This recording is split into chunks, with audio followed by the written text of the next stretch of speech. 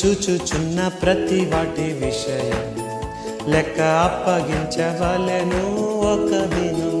నీవు చూచుచున్న ప్రతి వాటి విషయం లెక్క అప్పగింపవలెను ఒక దినం. నీ ప్రవర్తన అంతటి యందు ఎంతో జాగ్రత్త కలిగి ఉండు. నీ ప్రవర్తన అంతటి యందు ఎంతో జాగ్రత్త కలిగి ఉండు. నీవు చూచుచున్న ప్రతి వాటి విషయం లెక్క అప్పగింపవలెను ఒక దినం. నీవు చూచుచున్న ప్రతి వాటి విషయం లెక్క అప్పగింపవలెను ఒక దినం. యూదారాజులంతట్లో ఇతడు మంచి సాక్ష్యం కలిగిన వాడు, దేవుణ్ణి పూర్ణ హృదయముతో అనుసరించిన వాడని మనం విన్నాం. మరి ఈరోజు అతని ప్రవర్తన గురించి మనం చూస్తాం. ప్రవర్తన అనేది ఎలా కలుగుతుందంటే మన విలువల్ని బట్టి కలుగుతుంది. మన సమయాన్ని, మన ధనాన్ని దేని కొరకు ఖర్చు పెడుతున్నామో ఆలోచన చేస్తే మన విలువలు మనకు అర్థమవుతాయి.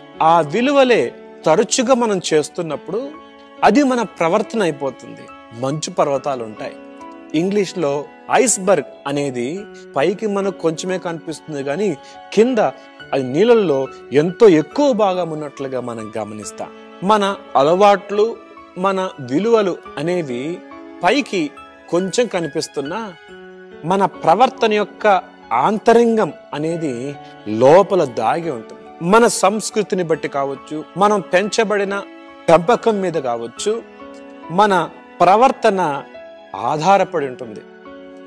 చాలా సహజంగా జరిగేది ఏంటంటే మనం తల్లిదండ్రుల నుంచి నేర్చుకునేది అది మన జీవితంలో ఒక విలువగా భావిస్తాం. అది మంచో చెడో ఆలోచించం, దాన్ని మన ప్రవర్తనలో ఒక భాగంగా తీసుకుంటాం. ఉదాహరణకి కొంతమంది అబద్ధాలు సహజంగా ఆడతారు, వాడుకైపోద్ది వాళ్ళకి. అదే వారి పిల్లల్లో కూడా వస్తుంది. పదే పదే అబద్ధం మాట్లాడడం ద్వారా వారి జీవితంలో వారికి తెలియకుండానే వారి నేచర్లో, వారి యొక్క క్యారెక్టర్లో భాగమైపోతుంది. కొంతమంది అప్పు అంటే చాలా నీళ్లు తాగినట్లు చేస్తారు. కొంతమందికి అప్పు అంటే చాలా భయం. ఇది వారి పెంచబడిన విధానంలో వారు అది నేర్చుకుంటారు. హిజ్కియా తండ్రి బహు దుర్మార్గుడు. ఈ దుర్మార్గపు రాజుకు పుట్టినవాడు హిజ్కియా. అతని విలువలన్నీ దేవునికి విరోధంగా ఉన్నవి మార్చుకోగలిగాడు. ఎలా మార్చుకున్నాడు? ఉదాహరణకి నా ఎడవ చేతికి పెట్టుకున్న ఈ వాచ్ నా కుడి చేతికి పెట్టుకుంటే అది నాకు కొత్తగా అనిపిస్తుంది. వెంటనే నాకు ఇబ్బందిగా ఉందని చెప్పి మళ్ళా ఈ చేతికి నేను పెట్టుకుంటాను. మరి అదే కొన్ని నెలల తరబడి, కొన్ని సంవత్సరం తరబడి ఇదే చేతికి పెట్టుకున్నాను అనుకోండి, ఇదే నాకు అలవాటు అవుతుంది. కొంతమంది అనుకుంటారు నేను త్రాగకుండా ఉండలేను అనుకుంటారు. మీకు మాట చెప్తున్నాను, ప్రార్థన ద్వారానే త్రాగుడు మానలేరు.